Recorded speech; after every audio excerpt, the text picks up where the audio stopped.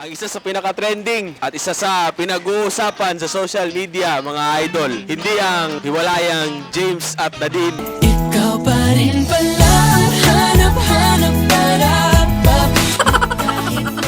Kundi ang ADV 150. Psst, kuya, 150.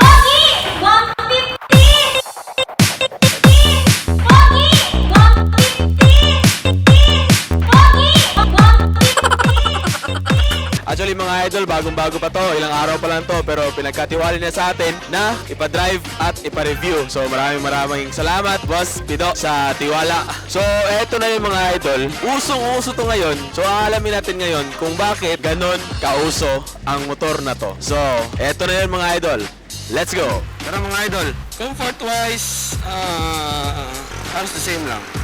Medyo sub-sub konti compare sa NMAX. Siguro kasi mataas ang seat height. So today mga idol, ang gagawin lang natin ay first impression sa Honda ADV 150. Hindi to in-depth review since ngayong araw ko panawakan tong motor na to. First impression lang tayo mga idol. So subukan natin power, overtake tayo. Okay, so smooth, hindi masyadong jerky. Power-wise, halos parehas lang sa NMAX. Pero feeling ko mas smooth.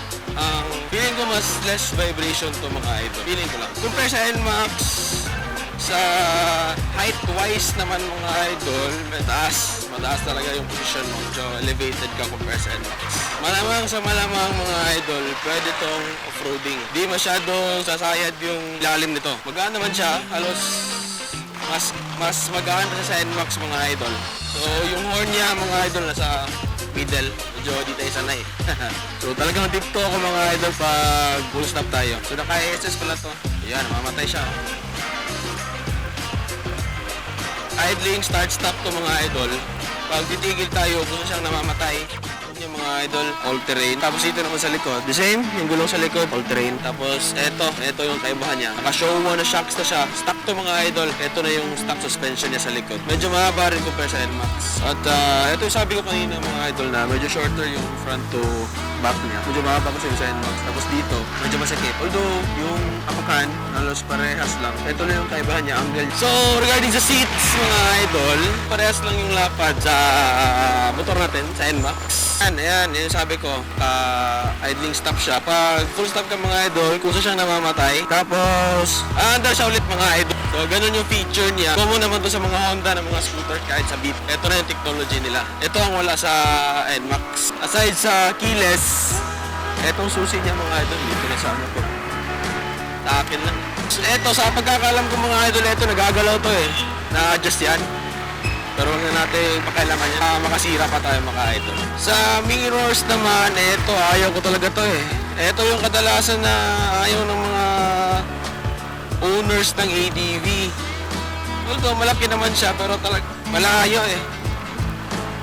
Kung napanood niyo yung vlog ni Calmado Ride, pinalitan niya nung nandito na side mirrors.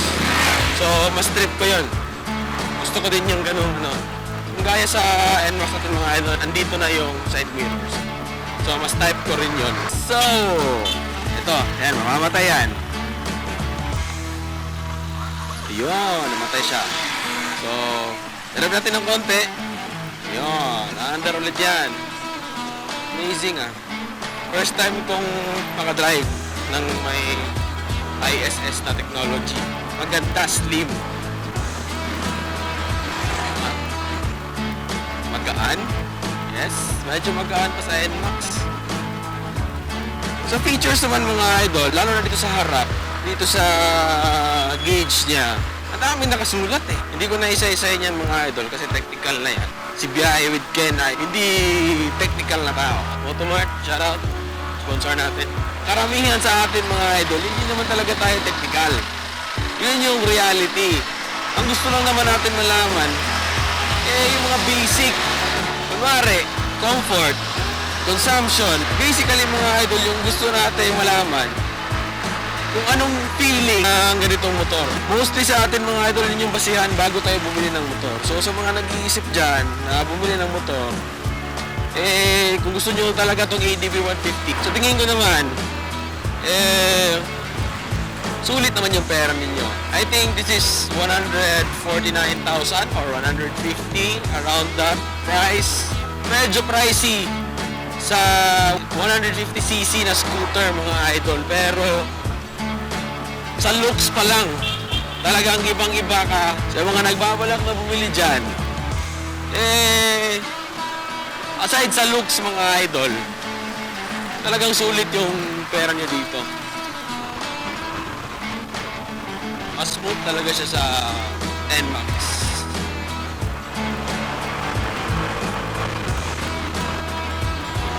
Mas smooth yung arangkada niya compare sa NMAX. NMAX medyo aggressive ng konti mga idol.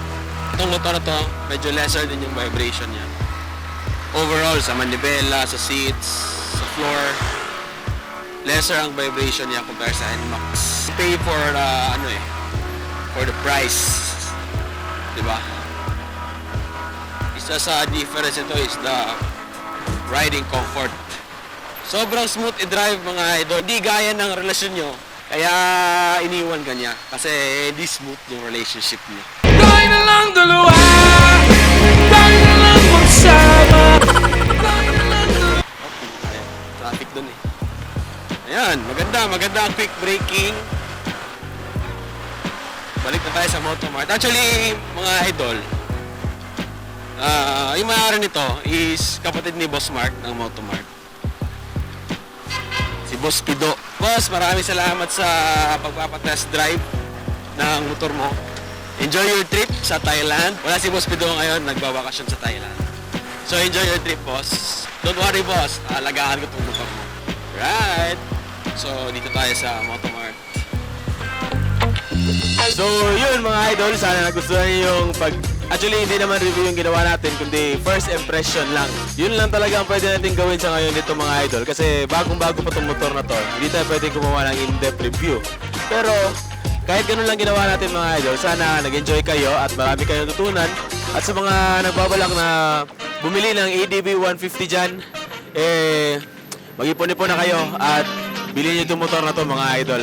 So maraming salamat sa pagsama sa biyahe ko ngayon mga idol. At hanggang dito na lang muna yung vlog. Ito ang Biyahe with Ken na nag-iwan ng salitang ride safe, God bless, and always spread the good vibes mga idol.